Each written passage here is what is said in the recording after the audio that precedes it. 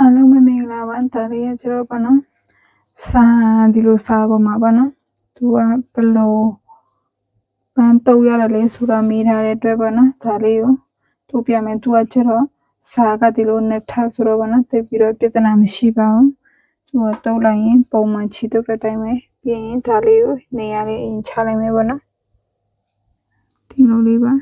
ဒါလေးကိုသူကဒီနေရာချမယ်ပြီးရင်အရွက်ကိုဒီနားမှာထည့်မယ်ပါနော်အဲ့ဒါဆိုရင်ဒါလေးအရင်လုံးမယ်ဒါလေးလုံးမယ်ဆိုရင်သူ့ကိုနေရာမရွေ့အောင်လို့ဆိုမှချီကျရင်တုံးမယ်ပါနော်သူ့ကိုဒီလိုလေးထောက်မယ်ပြီးရင်ဒါလေးကိုတီချလေးကင်လိုက်မယ်ပါနော်ကင်လိုက်ပြီးရင်ချီကျရင်တုပ်ပါမယ်သူ့ကိုဒီလိုလေးပါနော်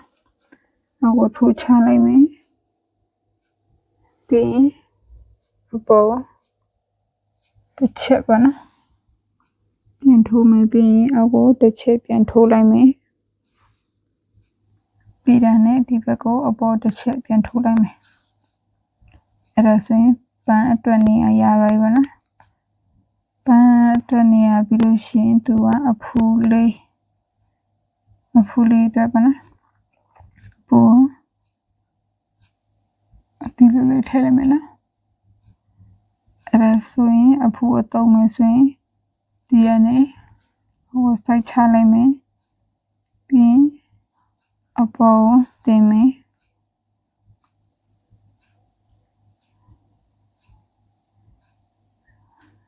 နေချေတော့ပြီး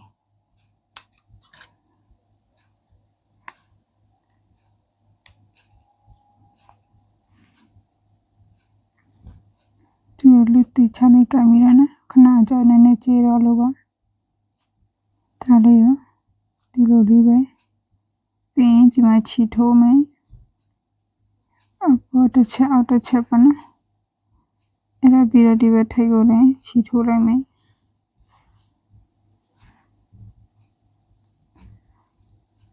အဲ့ဒါပြီးရင်နောက်တစ်ချက်ပြန်ထိုးလိုက်မယ်ပါနော်အဲ့ဒါဆိုရင်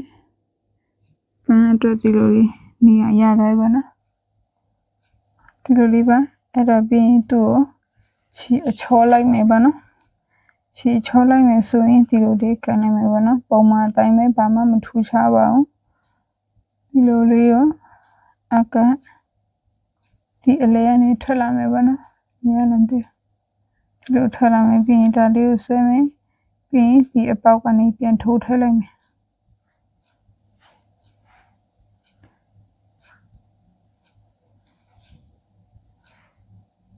အဲ့ဒါပြီးတော့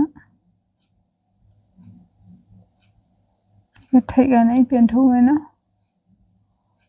အဲ့ဒါပြီးရင်ဒါလေးရောဒီအောက်ကနေပြန်ထိုးချလိုက်မယ်ထိုးချလိုက်တဲ့နေရာမှာသူ့ကိုတိချလေးဆွဲပြီးပါနော်ပန်းလေးရကျတော့ဒီလိုလေးဖြစ်နေရမယ်ပေါ့နော်ခြေတုပ်ဆွဲတဲ့အရာဟိုဆွဲတုပ်ထားတဲ့လိုမျိုးမဖြစ်အောင်ပေါ့နော်ဒီလိုလေးပဲပြီးတစ်ဖက်ရင်အဲ့ဒါပြီးတော့အလဲဖက်ရင်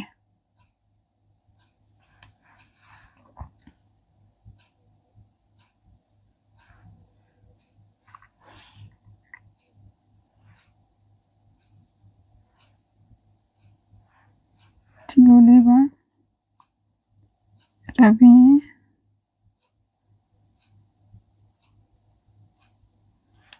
ဒါလေးပဲဆွဲပါမယ်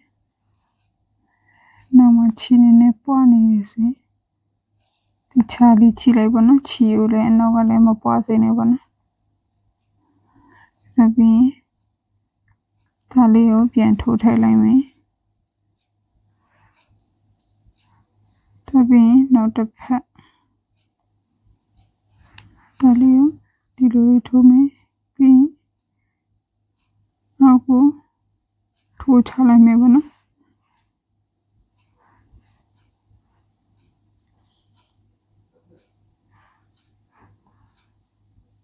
နောက်ပြီးဒီအလဲကို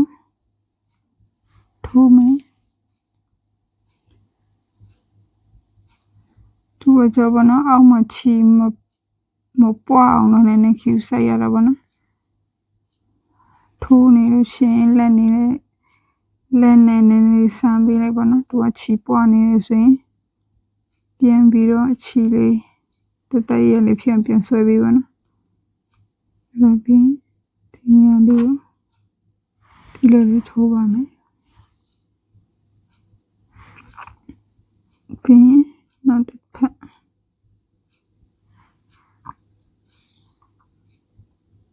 ပြင်ဒါလေးကိုထိုးချလိုက်ပါမယ်အဲ့ဒါပြင်ဒီမှာနောက်တစ်ဖက်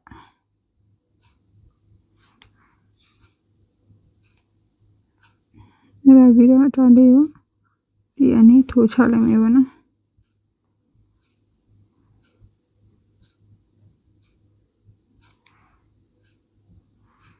ဒါလေးရကျတော့နည်းနည်းရှည်ထွက်သွားတော့တစ်ချက်လောက်လေးပြန်ဆွဲထုတ်လိုက်မယ်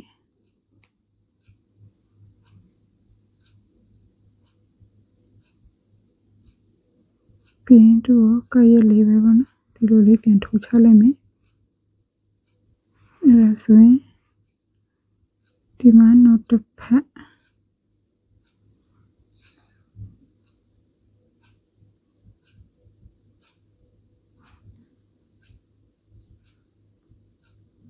အဲ့ဒါပြီးတော့ဒီမှာနောက်တစ်ဖက်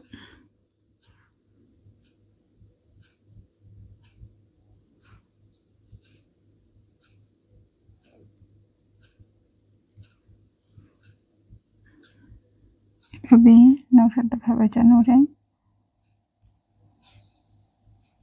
ဒီမှာတစ်ဖက်ထဲမယ်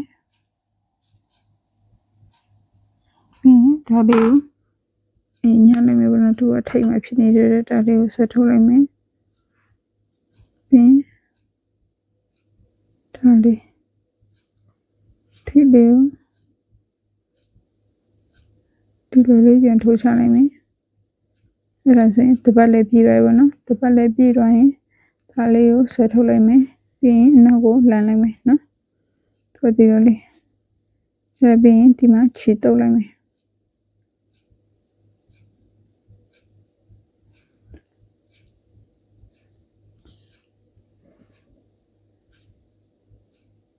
ဒါပြီးရင်ခြေကိုအလိုက်သိမ့်လေးပဲတုပ်လိုက်မယ်ပေါ့နော်သူကကျတော့အပါဆိုတော့လေအရင်ဆွဲလို့ရှိရင်ကျုံသွားနိုင်တယ်ပေါ့နော်အဲ့ဆိုအဲ့လိုဆိုရပါပြီအဲ့ဒါပြီးတော့ဒီအဖူလေးပေါ့နော်အဖူလေးတုံးမယ်ဆိုရင်ဒီအောက်ခြေရနေပေါ့နော်ဒီဘက်တစ်ချမ်းကနေဒါလေးကိုတုံးမယ်ပြီးရင်ဒီမှာပြန်ထည့်မယ်အဲ့တော့ပြီးရင်ဒီဘက်ပေးတစ်ချမ်းကိုပြန်တုံးမယ်ပြီးရင်အောက်ထဲကိုပြန်ရှိုးလိုက်မယ်ပြီးရင်ဒီထိတ်နာလေးမှာဒီတော့ဝင်လို့ပေါ့နော်တစ်ချမ်းကိုနှစ်ချက်စီတုံးမှာဆိုတော့ပြီးတော့ဒါလေးပြန်ထည့်မယ်အဲ့ပြီးတော့သူကဒီထိတ်ကိုတစ်ချက်တုံးမယ်ပေါ့နော်ပြီးပြန်ထိုးချလိုက်မယ်အဲ့ဒါပြီးတော့သူကကျတော့ဒီမှာလေးနော်ဒီအလဲမှန်လေးကိုဒီလိုလေးဒီမှာလေးတစ်ချက်ဆွဲမယ်ပြီးရင်ဒီကနေအောက်ခွဲကိုလေအဖက်လေးပေါ့နော်မချွတ်တက်လာဘူးအထိန်အနေနဲ့ထိန်လိုက်တာပါပြီးရင်ဒါလေးကိုပြန်ထည့်မယ်ပြီးရင်ဒါလေးကိုအဆွေးဒါလေးကိုအရင်ဖြုတ်လိုက်မယ်ပေါ့နော်သူကကျတော့အရင်နောက်မှချီနေနေတုံမီတွားပြီးအဲ့ဒါဆိုရင်နောက်ကနေတေးသေးလေးပြန်ဆွဲလိုက်ပါနော်ဒါဆိုရင်တကောင်ကတုံမီတဲ့ဟာပါနော်တိချလေးထောင်းညလိုက်မယ်ပြီးရင်ဒီဘက်ကကိုဆွဲလိုက်မယ်โอเคထွက်သွားပြန်ပြီဒါဆိုရင်ဒီအောက်မှာတစ်ချက်ပါနော်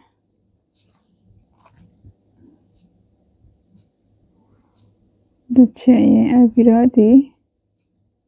ထိတ်ဆုံးဒီမှာတစ်ချက်ပါနော်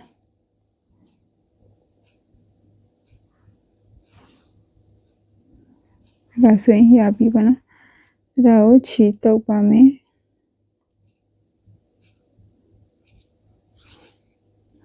အဲ့ပြီးတော့ဒီမှာချီနှစ်ချက်ရေးမယ်ပြီးဟိုဘက်ဒီဘက်လေးကိုထိုးလိုက်မယ်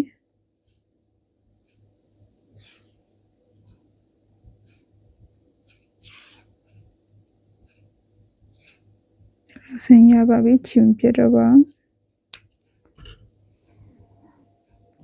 ဒါဆိုရင်ဒါကဘောနော်ဒီလိုလေးပါ